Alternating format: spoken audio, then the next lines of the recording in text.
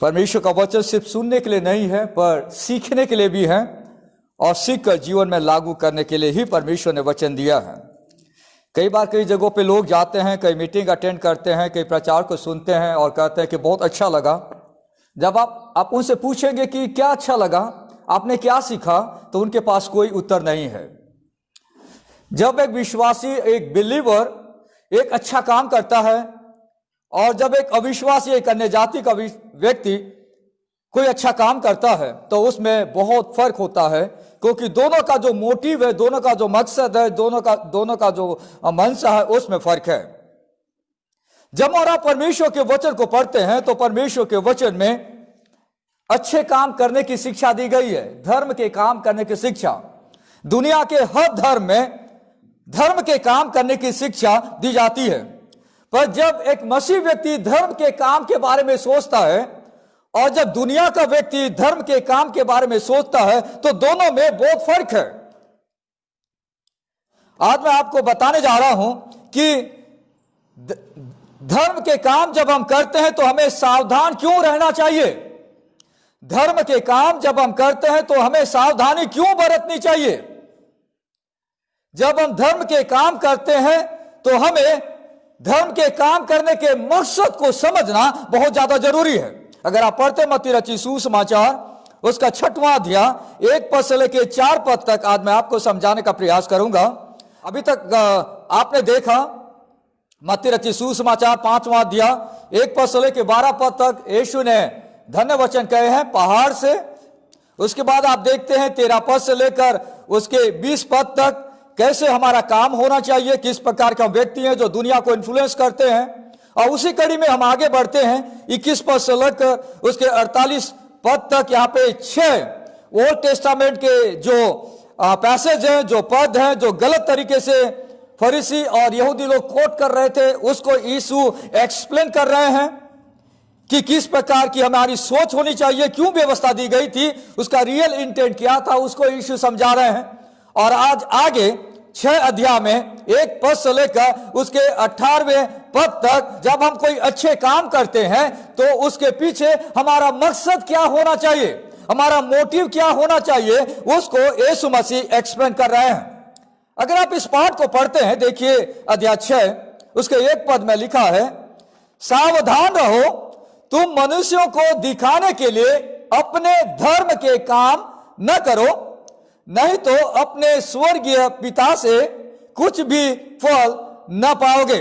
अगर आप यहां पे पढ़ रहे हैं, यीशु मसीह यहां पे एक बात को समझा रहे हैं कि जब आप धर्म के काम करते हैं तो आपको सावधान रहना चाहिए। यानी अगर आप सावधान नहीं रहे तो आपसे कुछ गलत हो सकता है, इसलिए सावधान रहना है। कई लोग धर्म का काम करते हैं पर मनुष्य को दिखाने के लिए। कई लोग धर्म का काम करते हैं कि लोग उनकी तारीफ करें, उनकी वाह-वाह करें। कई सारे लोग धर्म का काम इसलिए करते हैं कि लोग उन्हें महान व्यक्ति करके संबोधित करें। कई लोग धर्म के काम इसलिए करते हैं कि वे लोगों को यह बताएं कि वे परमेश्वर के बड़े भक्त हैं। इसलिए मकसद को जानना बहुत जरूरी है। यहां पे यीशु मसीह धर्म के काम करने के विरोध में नहीं है, पर यीशु मसीह यह बताना चाह रहे हैं कि जब भी आप अच्छा काम करते हैं तो अच्छी बात है, पर अच्छी मकसद के साथ काम करें। दुनिया में लोग बोलते हैं अच्छा काम करो, कुछ उसमें और एक लाइन आगे जोड़ देते हैं, अच्छा काम करना अच्छी बात है, पर हम उसके सामने आज एक और लाइन जोड़ेंगे जो दुनिया के लोग नहीं बोलते। वो यह है, ध्यान से सुनिए, अच्छे मकसद के साथ अच्छा काम करना अच्छी बात है।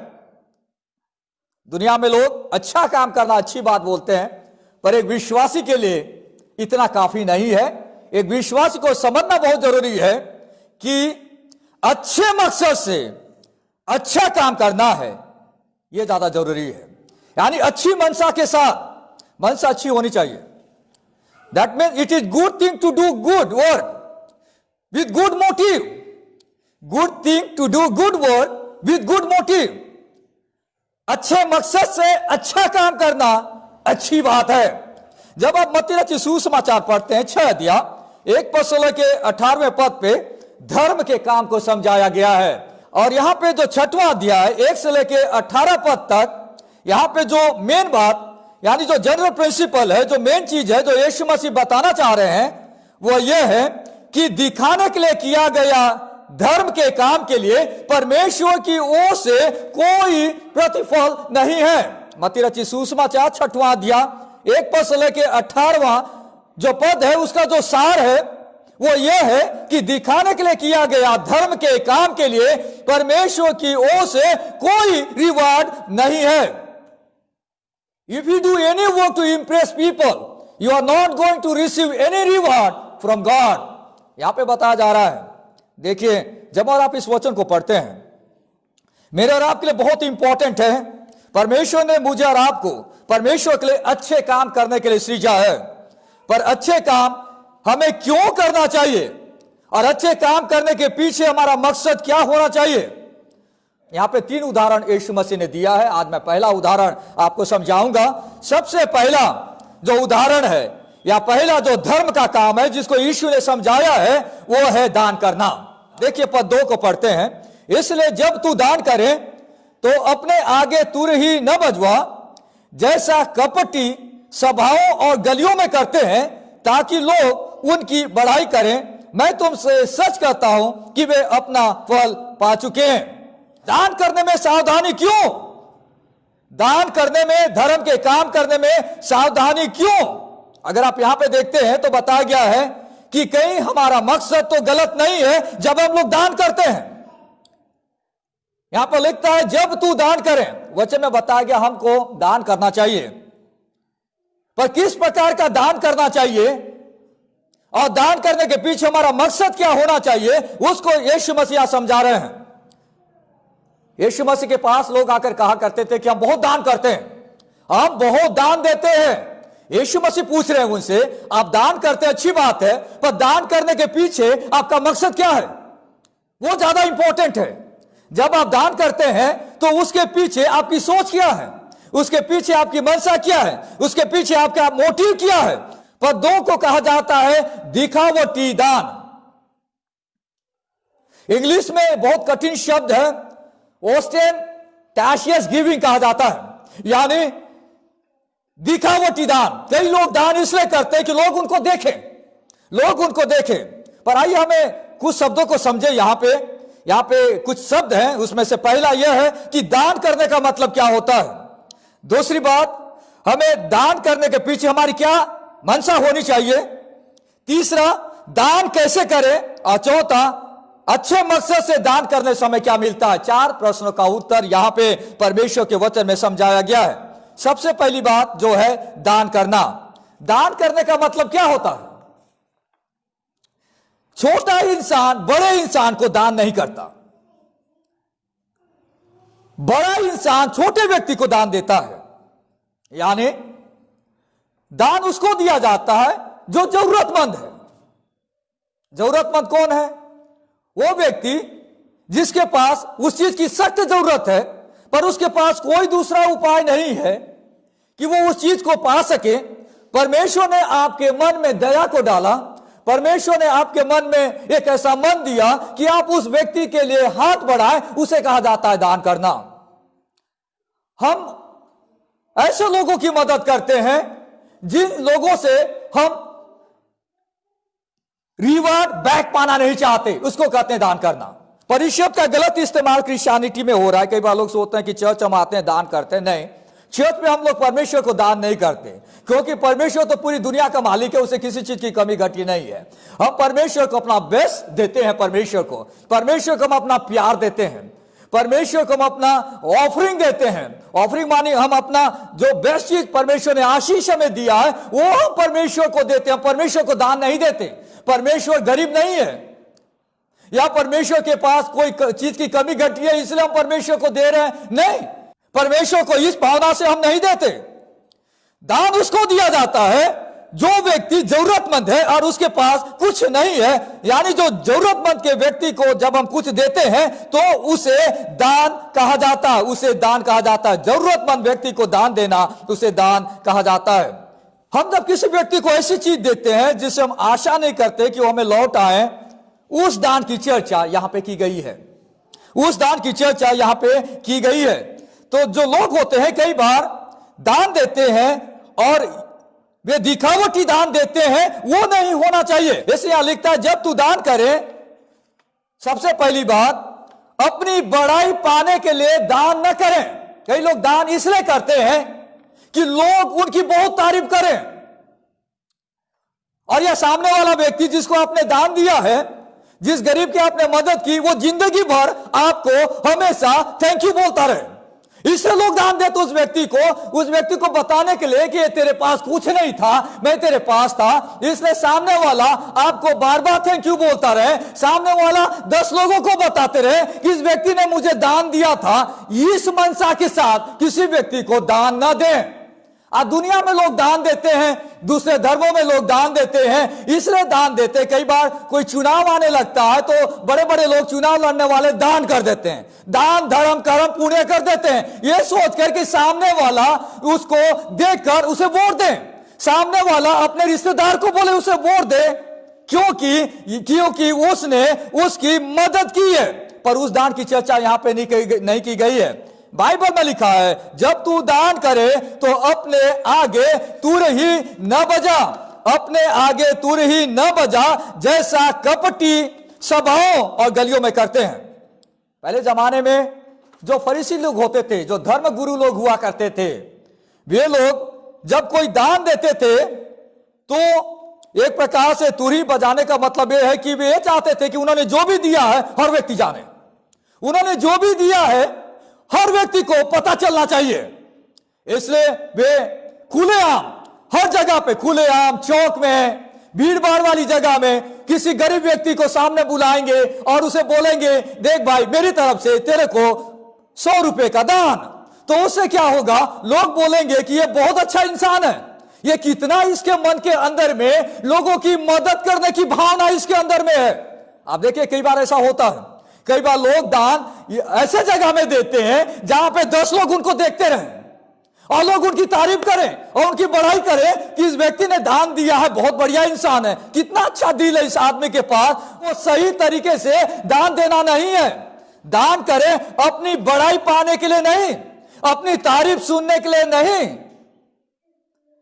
मैं तुमसे सच कहता हूं कि वे अपना फल पा चुके। यानी जो व्यक्ति ये सोच के दान देता है वो व्यक्ति सिर्फ मनुष्यों से उसकी तारीफ को पाता है, यानी मनुष्य लोग उसकी तारीफ करते हैं।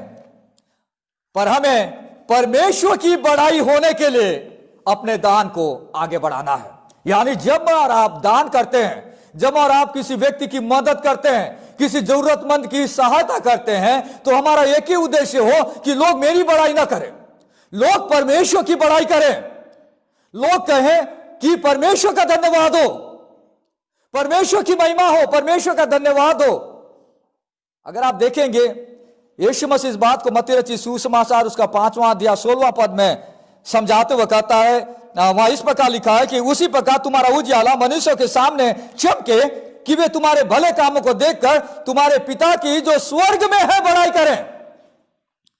हमें दान करना है, हमें भले काम करना है, पर हम ये सोचकर करना है कि बड़ाई परमेश्वर को मिले, लोग परमेश्वर की तारीफ करें, हमारी तारीफ न करें, परमेश्वर की तारीफ करें। इस सोच के साथ हमें परमेश्वर के लिए दान करना। बाइबल में लिखा है कि हम हर व्यक्ति को जरूरतमंदों की सहायता करनी चाहिए, जिनसे जो भी हो सके हर जरूरत व्यक्ति के लिए, हर जरूरतमंद व्यक्ति के लिए मुझे और आपको परमेश्वर के लिए काम करना है, पर यह सोचकर कि इससे परमेश्वर की तारीफ हो और परमेश्वर की महिमा हो। कई जगहों में लोग दान देते हैं, कई जगहों में लोग परमेश्वर के लिए हाथ बढ़ाते हैं, तो देने वाला भी चाहता है कि उसके नाम का बड़ा ढिंडोरा पीटा जाए। कई बार तो कई चर्चेस में लोग पास्टर से झगड़ने भी आ जाते हैं, जहां पे अगर पास्टर ने उनका दिया गया अमाउंट लोगों को न बताएं, बोले कि हमने इतना पैसा दिया था, आपने हमारा नाम नहीं बताया लोगों के सामने, उसने मेरे से कम पैसा दिया था, उसने आपने उसका नाम अनाउंसमेंट कर दिया। क्यों? क्योंकि उनकी मन की सोच, उनकी मन की मनसा परमेश्वर को देने के पीछे वो गलत है। यीशु मसीह यहां बताना चाह रहे हैं कि अच्छी बात है अगर आप परमेश्वर के लिए दान बढ़ाते हो, दान बढ़ाना भी चाहिए, दान करना भी चाहिए, पर आप अपने मकसद को सही रखें, अपने, इसलिए यहां सावधानी बरतने के लिए कहा गया है। इसलिए मैंने आपसे कहा कि दान करने में सावधानी क्यों? कहीं मेरा मकसद कपटी लोगों के जैसा तो नहीं। यहां पर लिखता है, देखिए, जैसा कपटी लोग करते हैं। यानी कई बार कई सारे लोग दान इसलिए देते हैं कि लोग उन्हें देखे, पर बाइबल के अनुसार ही इज हिपोक्रीट, वो कपटी इंसान है। कपटी इंसान कौन है? जो सामने से कुछ और दिखता है और अंदर से कुछ दिखता है। पर लोग ऐसा नहीं सोचते। पर बाइबल के अनुसार उस व्यक्ति को दान उसने बहुत ज्यादा भी दिया होगा, पर उसका मकसद गलत है, तो बाइबल के अनुसार वो कपटी इंसान है। वो कपटी इंसान है। कोई क्रिश्चियन कपटी सब सुनना पसंद नहीं करेगा। पर this is what the biblical understanding is. परमेश्वर के वचन इस बात को समझा गया है। इसलिए प्रभु का धन्यवाद, हम इस बात का ध्यान रखें, जब हम दान करते हैं तो अपनी बढ़ाई पाने के लिए कभी ना दे, पर हमें अवश्य परमेश्वर के लिए हाथों को बढ़ाना चाहिए। खैर, हम लोग चर्च आते हैं, आप लोग भी प्रभु के लिए हाथ बढ़ाते हैं, हम कलीसिया की जरूरतों के लिए हाथ बढ़ाते हैं, चर्च की पोताई के लिए हाथ बढ़ाते हैं। पर जब हम लोग हाथ बढ़ाते हैं या चर्च का मेंटेनेंस करते हैं तो ब्लेसिंग हमको वापस मिलता है। समझ रहे हैं? मतलब जब आप हाथ बढ़ाते हैं तो हमारा लाइट है, लाइट का ब्लेसिंग हम पा रहे हैं। बिल्डिंग हम लोग आके आराधना करते हैं, हमको आशीष उसकी मिल रही है। तो ये तो आशीष मिलती मिलती, ये चीज तो हर व्यक्ति को करना है, क्योंकि उसका आशीष उसे वो खुद पा रहा है, उसका रिसीवर है। What is giving is receiving back in a blessing. Blessing में आशीष के तौर पर उसे मिल रहा है, क्योंकि वो दे रहा है, पर उसका बेनिफिट उसे वापस मिल भी रहा है। पर यहां पे यीशु मसीह बता रहे हैं कि उसके साथ साथ हमें कभी कभी ऐसे लोगों के लिए भी हाथ बढ़ाना चाहिए जिनसे हमें दोबारा आशीष वापस न मिले। इसलिए अपने परमेश्वर की बड़ाई होने के लिए हमें दान करना चाहिए। इट इज कॉल्ड शुद्ध मनसा, यानी शुद्ध सोच, यानी शुद्ध मकसद, सही मकसद। जब आप दिखावटी दान देते हैं तो आप लोगों को दिखाते हैं और आपका मकसद है कि लोग आपकी तारीफ करें। रिजल्ट क्या है? रिजल्ट ये है कि मनुष्य आपकी तारीफ करेंगे, ये आपको रिजल्ट मिलेगा, ये आपको परिणाम मिलेगा, प्रतिफल मिलेगा। पर यीशु मसीह उसके कॉन्ट्रास्ट में आगे समझाते हैं पद 3 में कि जब तू दान करे तो जो तेरा दाहिना हाथ करता है वो तेरा बायां हाथ न जाने। जब तू दान करे तो तेरा दाहिना हाथ जो भी करता है बायां हाथ न जाने। इसका मतलब क्या है? 2 हाथ है हमारे, और इस हाथ का बेस्ट फ्रेंड ये वाला हाथ है, राइट? इसका बेस्ट फ्रेंड कौन हो सकता है? ये वाला हाथ।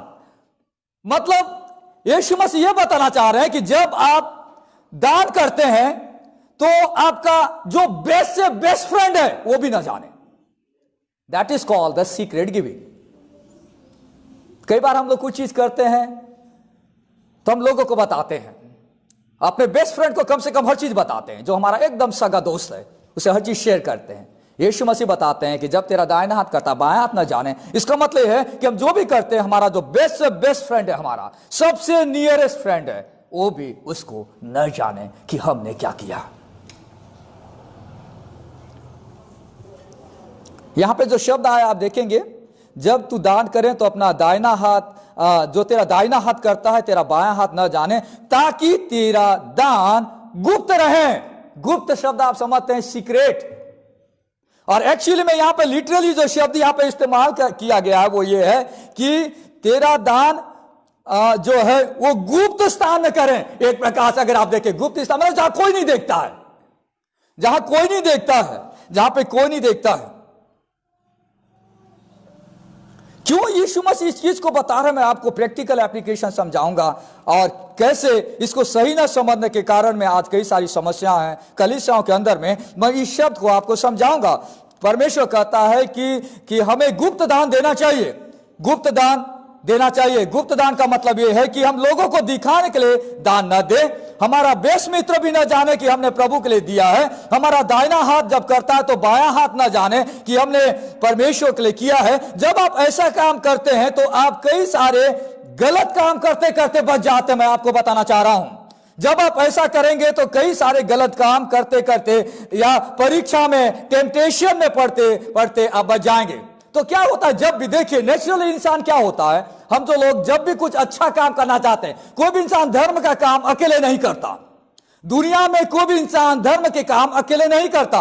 दान देना अकेले नहीं करता है, वो हमेशा पब्लिक में अनाउंसमेंट करता है और चाहता है कि पब्लिक में उसको बताया जाए, क्योंकि वो ये बताना चाहता है कि लोग जाने कि वो कौन है, लोग जाने कि वो कैसा इंसान है, लोग जाने कि वो कितना परमेश्वर का भय मानने वाला इंसान है। जो जहां पे लोग 50 रुपया दे रहे थे उसने 5000 रुपया दिया, लोग जाने वाह क्या परमेश्वर को देने वाला इंसान है।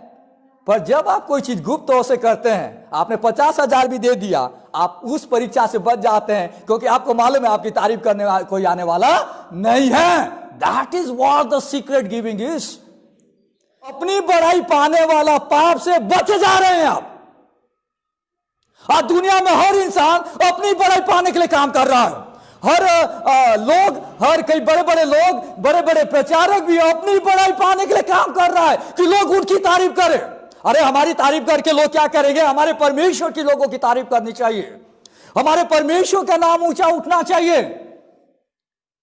इसलिए यहां पर लिखता है, कई जगहों में लोगों को ललचा भी दे रहे हैं। बड़े बड़े प्रीचर कई जगहों में लोगों को ललचा दे रहे हैं कि बोले कि आप इतना पैसा देंगे तो हम आपके लिए प्रार्थना करेंगे, या इतना पैसे देंगे तो हम टीवी में आपके लिए प्रार्थना करेंगे। लोगों को ललचा दे रहे हैं। तो लोग क्या सोच रहे हैं कि कोई इंसान टीवी में तो 10 लोग देख रहे हैं तो बहुत बड़ा काम कर रहे हैं। नहीं, your giving must be secret. कोई व्यक्ति न जाने, आपका बेस्ट फ्रेंड न जाने, आपके दोस्त न जाने कि आपने परमेश्वर के लिए काम किया है। इसलिए सामने वाला भी बहुत खुश हो रहा है और जो लेने वाला भी वो भी बहुत खुश हो रहा है, ये सोचकर कि मुझे तो पैसा मिल रहा है। कैसे मिल रहा है, किस जरिए से मिल रहा है? Nobody is bothered of that. Everybody wants to have money, चाहे वो सही रीजन से मिल रहा हो या गलत रीजन से मिल रहा हो। इसलिए आपने एक लाइन सुना होगा कि sometimes we can do good thing but for the wrong reason. कई बार हम लोग अच्छा काम कर रहे हैं पर हमारी मकसद गलत है, और कई बार हमारा मकसद अच्छा है पर काम गलत कर रहे हैं। दोनों चीज हो सकता है। यानी कई बार आप अच्छा काम कर रहे हैं पर मकसद गलत है। आपने लोगों की मदद की, अच्छा काम कर रहे हैं, पर मकसद आपने क्या रखा है? आपने ये रखा है कि वो आदमी आके सुबह शाम आपको क्या बोलते रहे? धन्यवाद धन्यवाद। 10 लोगों को बताते हैं वो बहुत बढ़िया इंसान है। आपने काम अच्छा किया पर आपका मकसद गलत है। कई बार लोग काम बुरा करते हैं पर बोलते हैं कि मकसद अच्छा है। कोई इंसान बहुत बुरा इंसान हो, आपका दुश्मन है, आपने उसका मर्डर कर दिया, मतलब बुराई को आपने नाश कर दिया। काम आपने बुरा काम किया पर मकसद आप क्या बोल रहे हैं? मैंने बुराई को खत्म कर दिया। उस चीज को भी यीशु मसीह नहीं सिखा रहे हैं। इसलिए मैंने आपसे कहा कि अच्छे मकसद से अच्छा काम करना अच्छी बात है। परमेश्वर ने हमें सिखाया, हम कितना अमाउंट देते हैं वो कोई ज्यादा मायने नहीं रखता। हम कितना विश्वास हो गए अपने देने में परमेश्वर के लिए, वो ज्यादा मायने रखता है। कोई व्यक्ति 1 लाख रुपया कमाता तो 10-15 हजार प्रभु को देगा। कोई व्यक्ति 1000 कमाता तो 100 रुपया परमेश्वर को देगा। इट डजंट मैटर कितना आप देते हैं, कितना प्रभु के प्रति आप विश्वास हो गए हैं, वो ज्यादा बड़ा चीज है। उस मकसद को हमें समझना बहुत जरूरी है। उस चीज को यहां पे परमेश्वर के वचन में समझाया गया है कि इसे वहां पे इस प्रकार लिखा है, जब तू दान करे तो दान गुप्त रहे और तेरा पिता जो गुप्त में देता है वह तुझे प्रतिफल देगा। क्या इसका मतलब यह है कि कोई व्यक्ति अगर गुप्त दान नहीं देता है तो परमेश्वर का आदर नहीं होता? नहीं, उसका मतलब नहीं है। कई जगहों में आप परमेश्वर के वचन में पढ़ेंगे, वहां पे एक स्त्री के बारे में परमेश्वर के वचन में बताया गया और उसने बहुत कम पैसा दामड़ी प्रभु को दिया था। लोगों ने नोटिस किया था और उसका जिक्र परमेश्वर के वचन में बताया गया है। पौलुस भी कई बार उन कलीसियाओं को धन्यवाद देता है जिन्होंने परमेश्वर के लिए काम किया। यहां पे यीशु मसीह यह बताना चाह रहे हैं कि जब भी हम परमेश्वर के लिए दान देते हैं तो हमें इस बात का ध्यान रखना चाहिए कि हम लोगों को दिखाने के लिए या लोगों से तारीफ पाने के लिए नहीं दे रहे हैं। कोई व्यक्ति जान गया तो क्या होगा? कोई व्यक्ति ने परमेश्वर के लिए बड़ा काम कर दिया, अगर किसी को पता चल गया तो क्या होगा? क्या उसे गलती हो जाएगी? जब भी आप कोई परमेश्वर के लिए काम करेंगे तो कभी ना कभी कोई ना कोई इंसान जान भी सकता है, पर वो गलत चीज नहीं है, क्योंकि आप अपने जगह सही थे और वो न्यूज लोगों तक पहुंचा, पर आपने तो गलत सोच के साथ नहीं दिया, आपने अच्छी सोच के साथ परमेश्वर के लिए दिया। He is not saying it is wrong if people are impressed by your gift. What Jesus is saying that it is wrong to give for the purpose of impressing people. लोगों को इंप्रेस करने के लिए जब हम लोग देते हैं तो वो चीज गलत है। यहां पे इश्यू ये नहीं है कि आपने क्या दिया, कौन आपको जाना, किसने आपके बारे में क्या सोचा। यहां पे आपका मकसद क्या है जब आप परमेश्वर के लिए देते हैं, वो ज्यादा जरूरी है। शुद्ध मकसद से दान करने वालों को स्वर्गीय पिता प्रतिफल देता है। अगर आपका मन साफ है, आपका मन शुद्ध है, आपकी सोच सही है और आप परमेश्वर की आज्ञा को करना चाहते हैं, लोग आपकी तारीफ करें या ना करें, who is bothered of that. जब आप कोई भी चीज परमेश्वर के लिए करते हैं, लोग आपके बारे में क्या सोचते हैं डजंट मैटर, ये कोई बड़ा चीज नहीं है। पर परमेश्वर आपके बारे में क्या सोचता है, वो बड़ा चीज है। जब आप परमेश्वर के लिए हाथ बढ़ाते हैं तो सबसे बड़ी बात यह है कि परमेश्वर ने आपके दान को एक्सेप्ट किया या नहीं किया, वो चीज को समझना ज्यादा जरूरी है। और इसे लिखता है कि तेरा पिता जो गुप्त में देखता है वह तुझे प्रतिफल देगा। कई लोग सोचते हैं कि परमेश्वर को भी इंप्रेस करें ना, कई सारे क्रिश्चियन लोग ये भी दिखाना चाहते हैं कि वे परमेश्वर को इंप्रेस करना चाहते हैं, परमेश्वर को दिखाना चाहते हैं कि परमेश्वर देख मैं तेरे लिए क्या क्या नहीं दे रहा हूं, देख मैं तेरे लिए क्या नहीं कर रहा हूं। लोग तो देख रहे हैं, परमेश्वर को भी दिखाना चाहते हैं। परमेश्वर न तो गुप्त में दिया गया चीज को भी परमेश्वर देख लेता है, क्योंकि परमेश्वर तो मन के अंदर में क्या चल रहा है उसको भी जान जाता है। इसलिए गुप्त में दिया गया दान को यहां लिखता है परमेश्वर के वचन में, प्रभु देखेगा और तुझे प्रतिफल देगा। यानी जब कोई व्यक्ति गुप्त में दान देता है तो वो पब्लिक में नहीं करता, व्यक्तिगत तौर से परमेश्वर को देता है। उसका उद्देश्य यह है कि लोग उसकी तारीफ करें, यह वो नहीं सोचता, वो ये सोचता है कि परमेश्वर की तारीफ हो, और रिजल्ट क्या है, परमेश्वर से आपको प्रतिफल जरूर मिलेगा। 100% परमेश्वर आपको उसका रिवार्ड देगा। हम जो भी काम करते हैं, जो काम हम परमेश्वर की कलीसिया के लिए करते हैं, प्रभु का धन्यवाद हो, हम वो आशीष वापस बैक भी पाते हैं। पर कई बार हमें ऐसे भी काम करना चाहिए, कोई बहुत जरूरतमंद है, परमेश्वर हमें प्रेरणा दिया, एक गुप्त तरीके से हम अपने दान को, अपनी चीजों को उस व्यक्ति की मदद के लिए हम दे सकते हैं। कई सारे लोगों में एक बहुत ही गलत एक सोच भी रहती है कि हमें परमेश्वर को या परमेश्वर के दास को देना है क्योंकि परमेश्वर के दास के पास पैसा नहीं है या उसके पास कमी घटी है, इसलिए हमें दान देना है। ये गलत सोच है, ये गलत सोच है। हम परमेश्वर के दास को इसलिए देते हैं कि दैट इज हिज राइट, ये उसका अधिकार है, क्योंकि वो मेहनत करता है। जिस प्रकार कोई व्यक्ति किसी के घर में काम करता है, किसी दुकान में काम करता है, तो घर का मालिक उसे दान नहीं देता, दैट इज हिज राइट, ये उसका अधिकार है। उसी प्रकार जब परमेश्वर का दास कलीसिया के लिए मेहनत करता है, कलीसिया के उन्नति के लिए काम करता है, ये उसका अधिकार है। ये अधिकार उसे कोई नहीं छीन सकता, दुनिया की कोई भी ताकत छीन नहीं सकती। अगर वो परमेश्वर के लिए मेहनत करने वाला परमेश्वर का दास है, ये तो उसका अधिकार है, उसे कोई दान नहीं देता। परमेश्वर के दास को, मेहनत करने वाले दास को दान की जरूरत नहीं है। नहीं, दान करने में सावधानी क्यों? Watch your motive when you do good thing to others. आज बहुत सारे लोग इस पाप के शिकार हैं। अधिकांश कलीसिया के बड़े पैसे वाले लोग इस पाप के शिकार हैं। अधिकांश लोग, बड़े बड़े प्रचारक भी इस पाप के शिकार हैं। मैं हमेशा बोलता हूं कि कोई इंसान ज्यादा दिया है तो आप उसके जैसा बनने का प्रयास मत करिए। जो परमेश्वर ने आपको दिया है उसी में आप परमेश्वर के लिए ईमानदार रहे।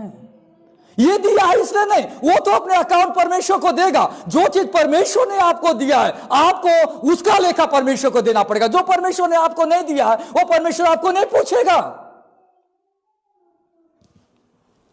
सबसे पहली बात जो मैंने आपसे कहा वो ये है कि हम सबों को परमेश्वर के लिए अपने हाथों को बढ़ाना है, चाहे वो ऑफरिंग के तौर पर जिसकी आशीष हमें वापस मिलती है, या दान के रूप में जरूरतमंद व्यक्ति को अगर हमसे बन पाता है तो एक राइट चैनल के द्वारा हम उस चीज को करें। बीच में एक बात चर्च में शेयर भी कर रहा था कि अच्छा रहता है कि चर्च में अगर हम लोग लव फंड रखें। लव फंड का मतलब ये होता है कि कोई व्यक्ति के मन में परमेश्वर प्रेरणा करता है कि चर्च में कुछ पैसा ऐसे फंड के लिए जमा रहे जहां पे कभी कोई व्यक्ति अचानक जेन्युइन नीड में आ जाए तो उस पैसे का वहां इस्तेमाल करें। आइए हम अपने आंखों को बंद करें।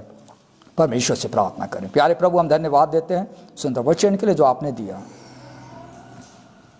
प्रभु, आपने हम सबों को बहुत आशीषें दिया है, बहुत आशीषें आपने हम सबों को दी है।